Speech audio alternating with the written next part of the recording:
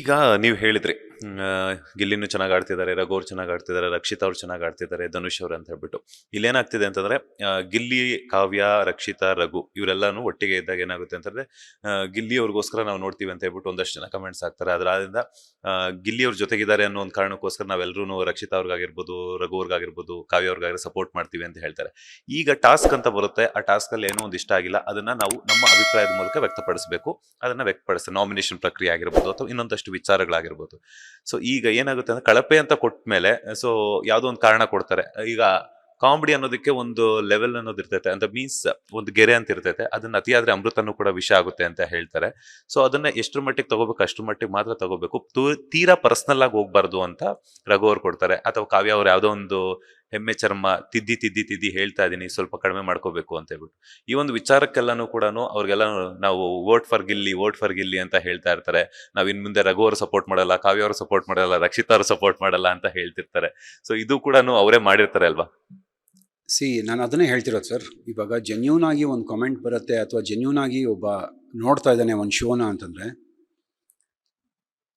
ಅವನು ಶೋ ಮೇಲೆ ಕಾನ್ಸಂಟ್ರೇಷನ್ ಇರುತ್ತೆ, ಏನು ನಡೀತಾ ಇದೆ ಶೋನಲ್ಲಿ ಅನ್ನೋದು ಒಂದು ಕಾನ್ಸಂಟ್ರೇಷನ್ ಇರುತ್ತೆ.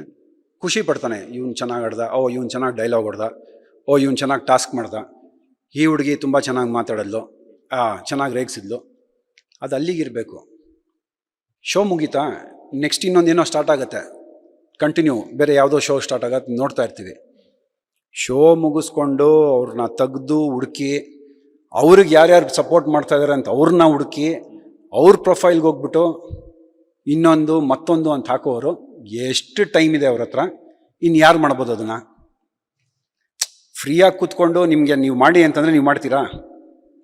ದುಡ್ಡು ಕೊಟ್ಬಿಟ್ಟು ನಿಮ್ಮ ಕೆಲಸ ರೀ ಇದು, ನೀವು ನನ್ನ PR ತೊಗೊಳ್ಳಿ, ಇಷ್ಟು ಮಂತ್ಲಿ ನನಗಿಷ್ಟು ಕಾಮೆಂಟ್ಸು ಇಷ್ಟು ಇದು, ಯಾರೂ ನೆಗೆಟಿವ್ ಮಾಡಬಾರ್ದು ನನ್ನನ್ನು. ನೆಗೆಟಿವ್ ಮಾಡಿದವ್ರಿಗೆಲ್ಲ ತೊಗೊಳ್ಳಿ, ನೀವು ಬಾರಿಸಿ ಅಂದ್ಬಿಟ್ಟು ಕೊಟ್ಬಿಟ್ಟು ಹೋದರೆ ನೀವೇನು ಮಾಡ್ತೀರಾ? ಡೈಲಿ ಕೂತ್ಕೊಂಡು ಹುಡುಕ್ತೀರಾ ಯಾರ್ಯಾರು ನೆಗೆಟಿವ್ ಹಾಕಿದ್ದಾರೆ, ಅವ್ರ ಪ್ರೊಫೈಲ್ಗಳಿಗೆ ಹೋಗ್ತೀರಾ, ಅವನದೇನೋ ಒಂದು ಉಳುಕ್ ತೆಗಿತೀರಾ, ಅದನ್ನು ಹಾಕ್ಬಿಟ್ಟು ಟ್ರೋಲ್ ಮಾಡ್ತೀರಾ. ಇಷ್ಟೇ ನಡೀತಾ ಇರೋದು. ಶೋನ ಶೋ ಥರ ನೋಡಿ. ಆ್ಯಂಡ್ ಸುಮ್ಮನೆ ಸಪೋರ್ಟ್, ಎಸ್, ಎಲ್ಲರಿಗೂ ಖುಷಿ ಇದೆ ಸರ್. ಶೋನಲ್ಲಿ ಚೆನ್ನಾಗಿ ಆಡ್ತಿದ್ರೆ ಖುಷಿ ಇದೆ, ಆಡಕ್ಕೆ ಬಿಡಿ ಪ್ರತಿಯೊಬ್ಬರೂ. ಇಲ್ಲ ಇವರೇ ಗೆಲ್ಲಬೇಕು, ಇವ್ರು ಗೆಲ್ಲಿಲ್ಲ ಅಂದರೆ ನಾನು ಹಿಂಗೆ ಏನು ಪೆಟ್ರೋಲ್ ಹಾಕೊಂಡು ಇದೆಲ್ಲ ಏನು ಒಂದು ಶೋಗೆ ಡಸ್ ಇಟ್ ಲುಕ್ ಗುಡ್? ತುಂಬ ವಲ್ಗರಾಗಿ ಆಡ್ತಾ ಇದ್ದಾರೆ ಈ ನಡುವೆ ಒಂದಷ್ಟು ಜನರು ಮಾತ್ರ. ಅಂದರೆ ಅಷ್ಟು ಜನರು ಅಂದರೆ ನಾಟ್ ದ ಆಡಿಯನ್ಸ್, ಒಂದಷ್ಟು PR ಟೀಮ್ಗಳು ತುಂಬ ಕೆಟ್ಟದಾಗಿ PRಗಳು ಮಾಡ್ತಾ ಇದ್ದಾರೆ. Should be very careful when you do that. ನೀವು ನಿಮ್ಮ ಬಿಸ್ನೆಸ್ನ ಬೆಳೆಸೋದಕ್ಕೆ ಅಂತ ಈ ಥರ PRಗಳು ಮಾಡಿದಾಗ ಜನರಿಗೆ ಹೊರಗಡೆ ಯಾರು ಮಾಡ್ತಿರೋದು ಅಂತ ಗೊತ್ತಾಯಿತು ಅಂದರೆ it will be a very bad reaction from people. Next ಎಲ್ಲೂ PR ನಿಮಗೆ ಇದೂ ಸಿಗೋದಿಲ್ಲ, ಆಪರ್ಚುನಿಟೀಸು ಸಿಗೋದಿಲ್ಲ, ಎಲ್ಲೂ ಮಾಡೋದಕ್ಕೂ ಆಗೋದಿಲ್ಲ. ಒಂದಷ್ಟು ಜೆನ್ಯೂನ್ ಚಾನಲ್ಗಳಿದೆ, ಯೂಟ್ಯೂಬ್ ಚಾನಲ್ಸು, ಆಮೇಲೆ Instagram channels. Lot of followers they have, lot of videos they have posted. ಅವರ ಸ್ವಂತ ವೀಡಿಯೋಗಳು ಮಾಡಿ ಅವ್ರುಗಳು ಕೇಳ್ತಾರೆ ನೋಡಿ ಕ್ವಶನ್ಗಳು, ಜೆನ್ಯೂನಾಗಿ ಕೇಳ್ತಾರೆ. ಅವ್ರು ಹೋಗಿ ಈ ಥರ ಕೆಲಸಗಳು ಮಾಡೋದಿಲ್ಲ. ಬೇರೆಯವ್ರನ್ನ ಕೆಳಗಾಕೋದು, ಬೇರೆಯವ್ರನ್ನ ಮೇಲೆತ್ತೋದು, ಇದೆಲ್ಲ ಮಾಡೋದೇ ಇಲ್ಲ. ಇವಾಗ ನಿಮ್ಮ ಚಾನಲ್ಲು, ಇವಾಗ ನಿಮ್ಗೆ ಯಾವುದಾದ್ರೂ ಒಂದು ಸಿನಿಮಾಗೆ ಪ್ರಮೋಷನ್ಗೆ ಒಂದಷ್ಟು ಕಮರ್ಷಿಯಲ್ಸ್ ಅಂತ ಕೊಟ್ಟರೆ ನೀವು ಪ್ರಮೋಟ್ ಮಾಡ್ತೀರಾ, ಕರೆಕ್ಟ್ ಅಲ್ವಾ? ನೀವೇನು ಮಾಡ್ತೀರಾ? ಆ ಸಿನಿಮಾನ ಪ್ರಮೋಟ್ ಮಾಡ್ತೀರಾ, ಬೇರೆ ಸಿನಿಮಾ ಡಿಮೋಟ್ ಮಾಡೋದಿಲ್ಲ. ನೀವು ಹೋಗ್ಬಿಟ್ಟು ಆ ಸಿನಿಮಾ ಚೆನ್ನಾಗಿಲ್ಲ, ಈ ಸಿನಿಮಾ ನೋಡಿ ಅಂತ ಹೇಳೋದಿಲ್ಲ ಅಲ್ವಾ?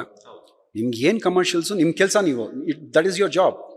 ನನಗೆ ಇಷ್ಟಿದೆ, ಈ ಸಿನಿಮಾನ ಪ್ರಮೋಟ್ ಮಾಡಬೇಕು, ಸೊ ಈ ಸಿನಿಮಾ ನಾನು ಪ್ರಮೋಟ್ ಮಾಡ್ತೀನಿ. ಅಥವಾ ದೊಡ್ಡ ಸ್ಟಾರ್ಗಳದ್ದು ಸಿನಿಮಾ, ಇವಾಗ ಫಾರ್ ದಿಸ್ ಇಂಟರ್ವ್ಯೂ ದೊಡ್ಡ ಸ್ಟಾರ್ಗಳದ್ದು ಸಿನಿಮಾ ಇದ್ದಾಗ ಅದರಲ್ಲಿ ಯಾರ್ಯಾರು ಭಾಗಿಯಾಗಿರ್ತಾರೆ ಅವ್ರದ್ದೆಲ್ಲ ಒಂದೊಂದು ರಿಯಾಕ್ಷನ್ನು, ದಟ್ ಈಸ್ ಯುವರ್ ಜಾಬ್. ಇನ್ಸ್ಟಾಗ್ರಾಮ್ನಲ್ಲಿ ಫ್ರೀಯಾಗಿ ಯಾರೂ ಹೋಗ್ಬಿಟ್ಟು ಕಮೆಂಟ್ಸು ಇದು ಮಾಡೋದಿಲ್ಲ sir. It's all paid PR. So ಆ ಪೇಯ್ಡ್ PR ನೀವು ತೊಗೊಳ್ಳಿ, ದುಡ್ಡು ನಿಮ್ಮ ಬಿಸ್ನೆಸ್ ಅದು. PR ಮಾಡಿ ನಿಮ್ಮ ಕಡೆಯವ್ರನ್ನ ಗೆಲ್ಲಿಸಿ, ತೊಂದರೆ ಇಲ್ಲ. ಬೇರೆಯವ್ರನ್ನ ಕೆಳಗಾಕಬೇಡಿ, ಸಪೋರ್ಟರ್ಸ್ನ ಹೋಗಿ ಅವ್ರನ್ನ ನೆಗೆಟಿವ್ ಮಾಡಬೇಡಿ.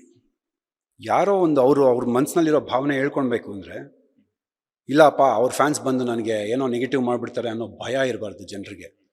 ಶೋನಲ್ಲಿ ಶೋ ಥರ ನೋಡಿ, ಅಲ್ಲಿ ಆಡ್ತಿರೋ ಕಾಂಟೆಸ್ಟೆಂಟ್ಸ್ನ ಇಷ್ಟಪಡಿ ಖುಷಿಯಾಗಿ ಸಪೋರ್ಟ್ ಮಾಡಿ.